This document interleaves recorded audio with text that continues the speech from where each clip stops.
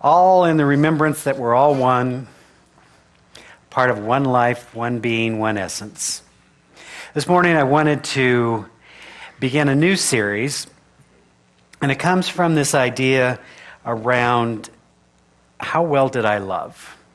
You see, as I've been doing ministry for some 25 years, I've been privileged to officiate at any number of funerals, memorials, celebrations of life, all of those sorts of things. And what I'm profoundly aware of is that it's really not brought up whether you finally got rid of the last of that cellulite, what kind of car that you managed to end your life in, how big of a house.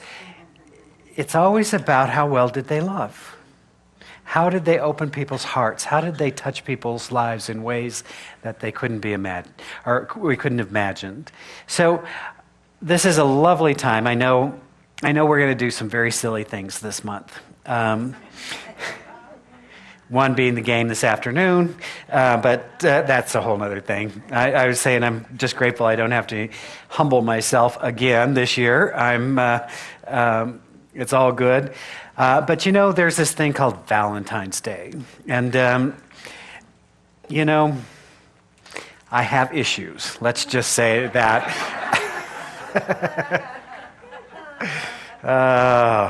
So I want to talk about love this month, but I want to talk about it from hopefully a more deep and spiritual perspective.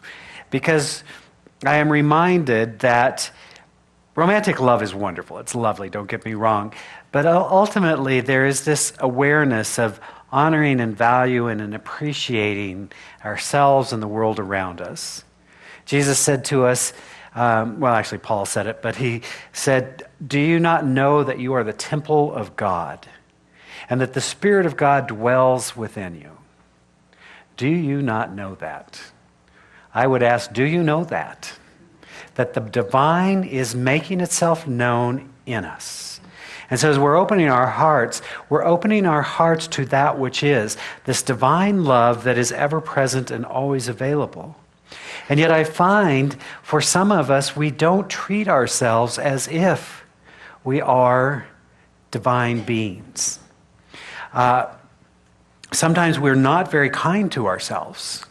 If you ever listen to your self-talk, you may know this. And I know before I became enlightened, which was yesterday, I don't know. I always feel like I have these brief periods of enlightenment. They usually last from about 9 on Sunday till about 12, and then I'm done for the week. But before I began on the path, I used to believe that if I could just find the right relationship, I would experience love. I also believed that if I could find the right job, I would feel fulfilled. I also thought that if I could find the right place to live, I would be happy. So there was a lot of movement in my life, a lot of impermanence, and not in a high spiritual sense, but just in terms of next. Because you're not fulfilling your obligation to make me happy, to make me feel loved, to make me feel valued and appreciated.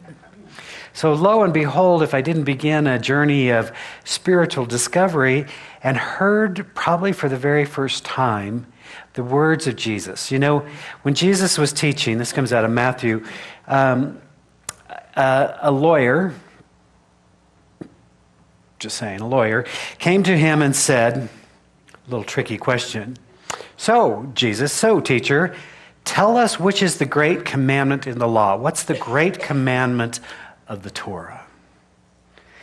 And so, because there are many, you may know, and Jesus said to him, "You shall love the Lord your God with all your heart, and with all your soul, and with all your mind. This is the first and great commandment. And the second is like it. You shall love your neighbor as yourself. On these two commandments hang all the law and the prophets." The whole package is summarized in that paragraph.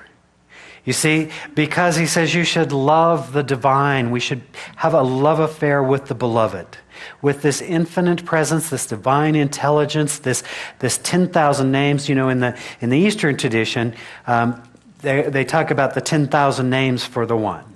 And that if you can name it, that's not it. Because it is infinite in its nature. And every time we bring finiteness to it, it's not it. So whatever name we choose to call it, it is bigger than that. And yet we want to have this relationship with this divine being. So all of the religions, all of the spiritual practices teach us to become in relationship with this divine self. But Jesus goes on and he points out something very powerful. And he says, you should love your neighbor as yourself. Now, I'm going to suggest to you, it might even be accurate to say that you do love your neighbor as yourself. And some of you, actually, if you treated your neighbors the way you treat yourself, no one would want to live next to you. You could not get away with saying to other people the things that you say to yourself on a regular basis. Right? So the journey begins by learning to honor and value and love and appreciate ourselves. All of it. All of it.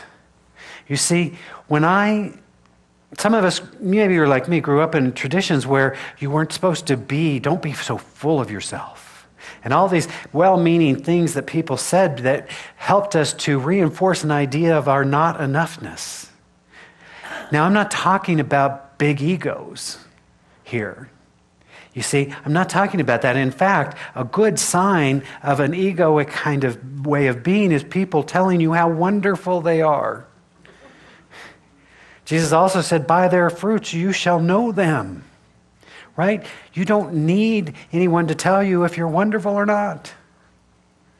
And people that go about that expression, that is an ego function to say, see, if I can convince you I'm okay, then perhaps you will believe that I'm okay, and now I'll be able to feel okay.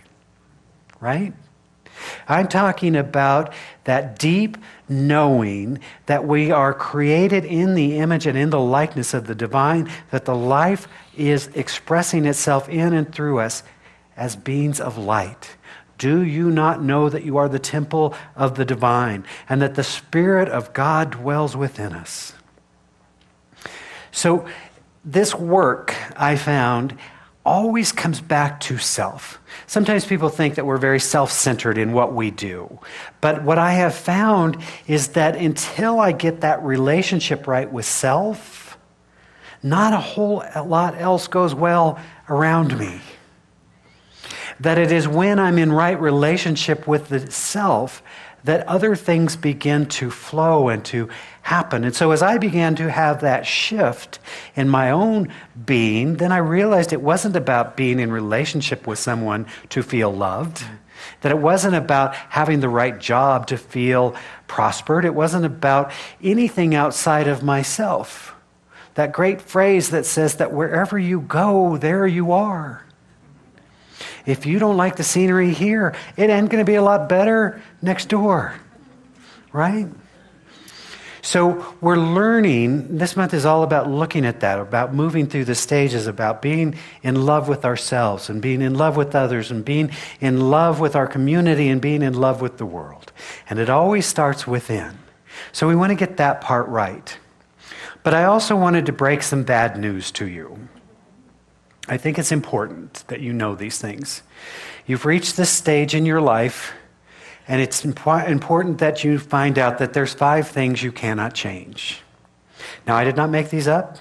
David Rico, in a wonderful book called 5 Things You Cannot Change, I may have borrowed liberally from him, says this, and it's good to hear this. It's very non-science of mindy, so please don't turn me into the science of mind police that are swarming about, right?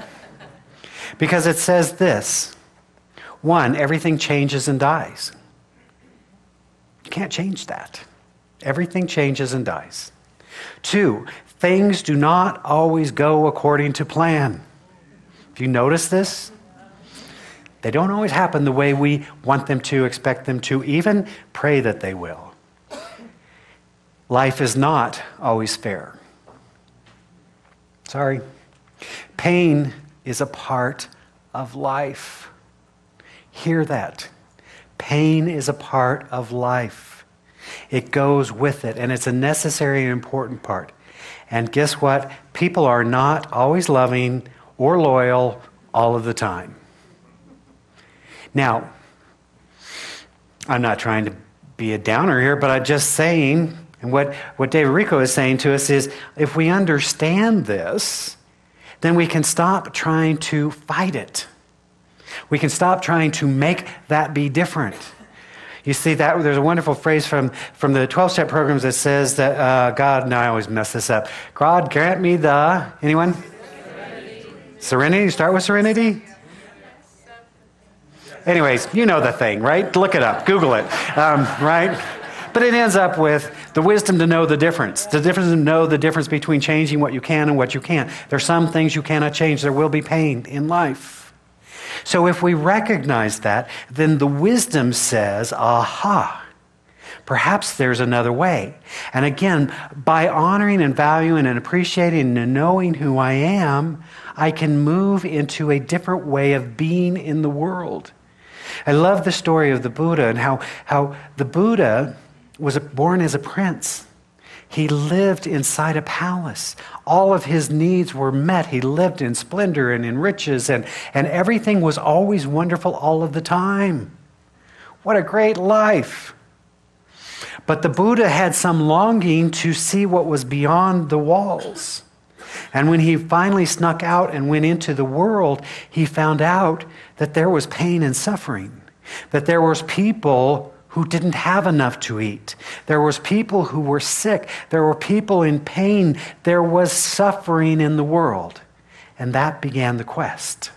And so he moved into this wanting, this longing to understand the nature of suffering and thereby to find liberation. And he found that liberation came not by changing the conditions, but rather by finding a place within that no longer practiced attachment and resistance. The peace is a state of mind. So too, when we recognize these 5 things that cannot change and will not change, we can stop resisting them. And then we can move to what David Rico says is the 5 graces. I love this. That these bring us a gift. And he says to us that although everything changes and dies, things renew themselves and move through cycles that further evolution. Yes? That it is true that things grow, they come into being, and then they die. And out of the death comes the new life, the new possibility, the greater being. Over and over and over. So our resistance to things changing does not stop things from changing. It just makes us miserable. Right? I don't want it to be this way. Good. Still is. How's that working? Goes on to say, although things do not always go according to plan, we sometimes sense a larger plan at work through synchronicity that opens startling possibilities. I give thanks every day that my life didn't go according to my plan. Right? Aren't you? That things didn't work out and you got to have the life, not that you planned, but the life that you deserve. The life filled with wonder. I wouldn't be here today if it weren't for life not working out according to my plan. I would be in the Bahamas right now. Fishing off of my yacht, right? Throwing the little people in as bait. I don't know what I'd be doing, but...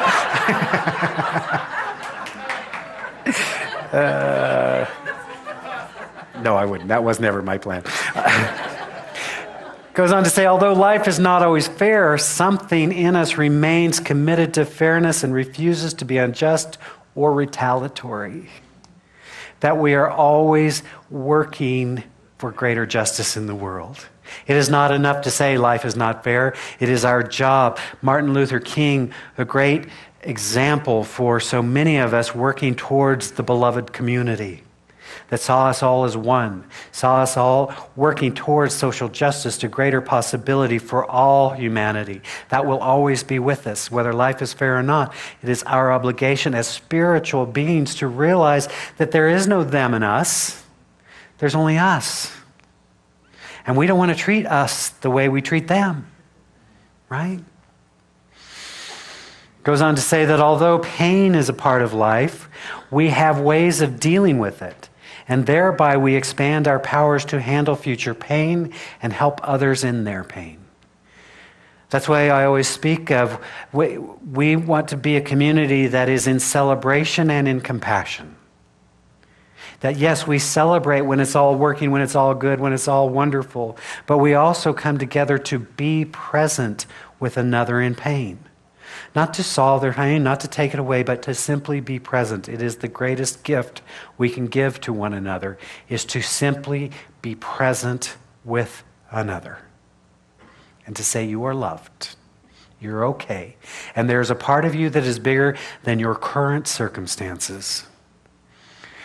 Lastly, he says people are not loving and loyal all of the time. Although people are not loving and loyal all the time, nothing has to get in the way of our acting with loving kindness and not giving up on others. No human action can take away another human being's capacity to love. The great work in our lives, I believe, is to not judge by appearances, but to judge righteously, which is to say, is to love unconditionally, to recognize that we are not our behavior. And if that is true, then it is true for others that even though they fail, even though they make mistakes, even though they do stupid human things, we must keep our hearts open and loving towards one another. Even you deserve love. Just in case you were thinking you weren't inside the scheme of things, right? Sometimes in our life as we're growing up and we're becoming evolved souls, we feel pain or we feel not loved or we judge things, and then we decide the proper solution is to not love anymore. Right? But the Master says to us, no, I want you to love unconditionally. Pray for your enemies. Love those who've persecuted you. You see, he's calling us over and over and over to unconditional love. Not to our humanness, but to our divinity. And to know that even in our humanness, where all of the good lessons come, our divinity can emerge. So even when people fail us, or even when you fail others, the goal is to continue to love ourselves and to keep striving for a more evolved soul. I look back at my own life and realize how I've been doing some really interesting work of late and really kind of going into a kind of a deep understanding of my life.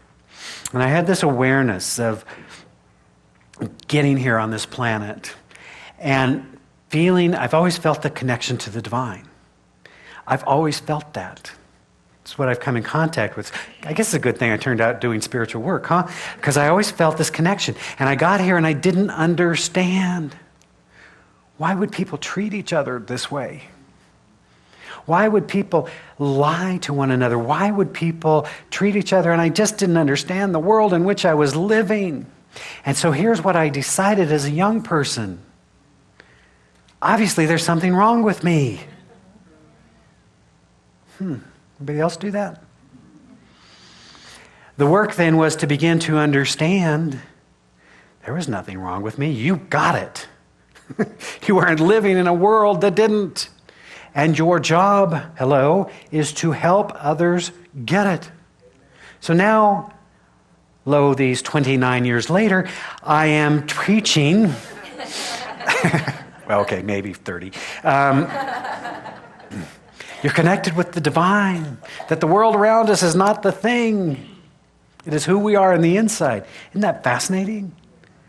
It's like the whole circle came back. It's so fascinating to realize this was always my soul's purpose. So I'm here to tell you today that the way of the world is not who we are. The wars we're watching break out is not who we are. The things that we do to one another is not our full developed self. And we can either withdraw from the world and be mad at it, or we can look for those graces. Look for those opportunities for growth. Look at those opportunities for compassion. Look for those opportunities to help work for a more just and peaceful world. It is my belief that as we move forward, we come to the end of our lives and we will ask ourselves, I don't know that God sits at a gate or Peter or Maria or, I don't know, Georgette. I don't know anybody who sits at the thing. Doesn't say, what did you do? They're saying to us, who were you? Who did you become? How well did you love? There's a wonderful line. This is sometimes attributed to Buddha, but I don't think he actually said it. But it's cool. But Danielle Marie said this. She says, talking about this idea that God doesn't care what we accomplished, what we got, did we get rid of the cellulite or not, but rather, she says, I imagine that God would ask, how well did you love? How much joy did you create in the people around you? How much did you love and appreciate yourself, your body, and your own special gift? How many hearts did you touch? Those are good questions. And I hope we can embrace that, the first heart being our own. Are we willing to stop with the story of our not enoughness? We were born as divine expressions of this one life. Do you not know that you are the temple of the holy being? Do you not know that the Spirit of the divine lives within you? And if so, are you treating yourself accordingly? I'm going to invite you, if you haven't started yet, the greatest love affair you will ever have is when you fall in love with yourself.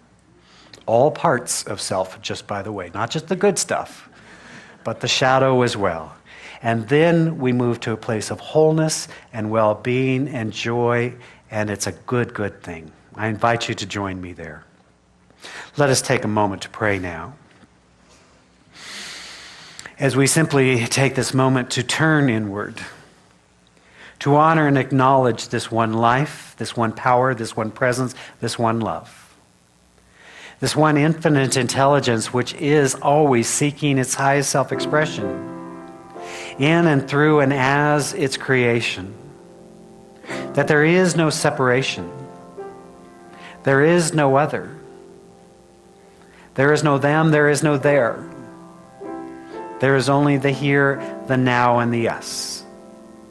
And so as we open our hearts to that realization, our minds to divine wisdom, the very portal of our soul to that which is seeking its highest expression through us, we recognize the oneness of all life, the power that is everywhere present and always available, that which is beating our heart and breathing us. And as we recognize this truth, we realize in this moment there is liberation, there is freedom, there is peace, there is joy and harmony, and we are abundant beings right here and right now. So I call forth that divine wisdom, that wholeness expressing itself through our physical, mental, emotional being, that we are whole, healthy, vibrant beings. I call forth that presence of unconditional love, knowing that we are healed and transformed through the power of unconditional love. Fully and freely we forgive ourselves and those who we perceived as harmed us. We move into that state of grace and graciousness. We recognize and know that we are one with the source, and therefore we are abundant beings by our very nature. It is indeed our divine inheritance, and so we joyously give and graciously receive of this infinite bounty. how good it is to know the truth and know that this truth sets us free. That the past is past. And in this moment of new creation, we bring forth the light that is within. We bring forth new possibility and greater self-awareness and self-expression. It is good. We are at peace. And so I know that as we stand in this powerful awareness, we're simply allowing ourselves to be beacons of light, of love, of joy, of the one. That we are blessed beyond measure. And as we are blessed, it is only natural to extend a blessing. And so we bless this spiritual community, knowing that it is a divine light in the world, attracting, healing, blessing, prospering.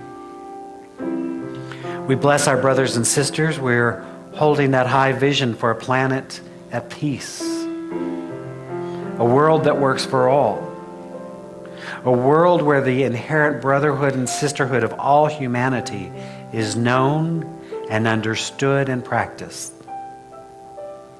This is the truth that I'm knowing. And as our custom and our tradition, we bless all paths to the divine. We know there is only one life, one power, one God. And so we honor and celebrate the many pathways to divine understanding and to spiritual unfoldment. We bless all priests, rabbis, ministers, teachers of every faith and every faith tradition, bringing us to a greater awareness and understanding of that which is holy and pure, and naming it good. And so in joy and gratitude in this moment, I simply speak this word of truth. I release it into that law of mind that knows what to do and how to do it for the highest good of all. In joy and gratitude, then, I simply allow it to be so. As together we say, and so it is.